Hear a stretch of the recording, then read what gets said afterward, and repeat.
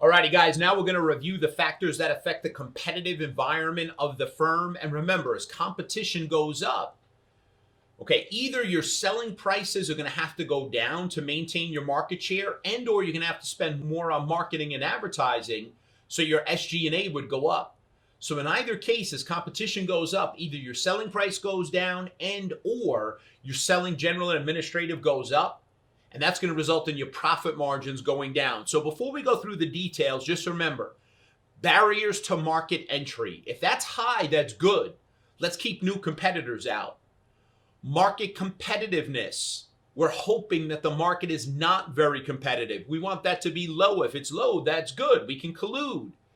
All right. And we don't want to be rivals. So that's why we like the oligopoly, right? Keep our costs lower, selling prices higher. Substitute products are bad. We don't want there to be substitute products. If that's low, that's good. We want the demand for our product to be inelastic. They got to have it, and they got to have it from us. We can raise the selling price. That'll raise revenue. We don't want our customers to have the bargaining power. We want that to be low. If that's low, good. Okay, we hope there's no substitutes. We hope that they can't find other places to buy it online. This way we can keep our selling prices higher. And then lastly, the bargaining power of the suppliers. We don't want our suppliers to have the bargaining power. If that's low, that's good. We want there to be lots of suppliers, lots of substitutes for the materials and labor. We could play one supplier off another. We don't like unions. Keep our cost of goods sold lower, profit margins higher. Okay, now let's go through that one more time. You ready? This illustration we have here shows new company. Okay, a company running the annual profitability race for the first time. You got to love it. So along the way, this company is going to be affected by each of Michael Porter's 5 forces, and they're going to be affected negatively. So look at my man jogging. So let's go through this one at a time now. Okay, guys, barriers to entry. So if you have high variable costs, that's going to be leading to inefficiencies. Okay, that implies the company will incur a lot of costs up front, but we're hoping that it can likely reduce it over time as they become more efficient.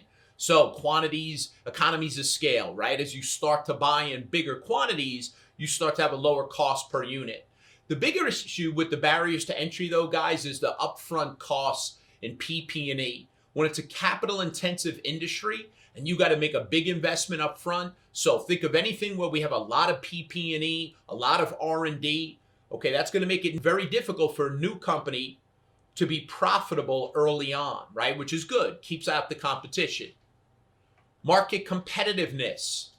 Okay, if we have declining industry growth, that's going to make other companies in that same industry fight even harder to maintain their market share and their margins.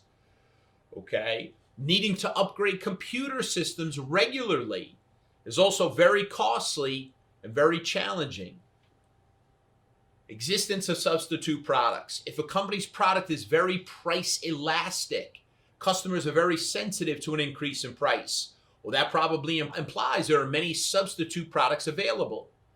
Also, if the buyer has low switching costs and can easily go from your product to another product, this is going to negatively affect your profitability.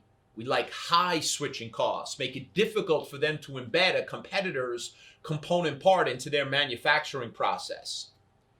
Okay, the bargaining power of customers again. Customers have today much more information available to them because of the internet, obviously relative to the previous generations like Geraghty's when they were still carving pictures into a cave wall. Okay, so the more information they have, the customers have more power. All right, so if customers have plenty of choices, they won't be reliant upon any one supplier. They can take their business elsewhere. Okay, the bargaining power now of the suppliers. Now the company's on the buy side of the materials and labor.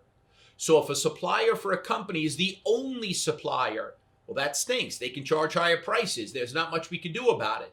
The purchasing company is going to have no alternative but to absorb those higher prices. In addition, if the supplier used by a company has a large percentage of the market share and they receive favorable reviews by customers, then they're going to have even more power over that customer.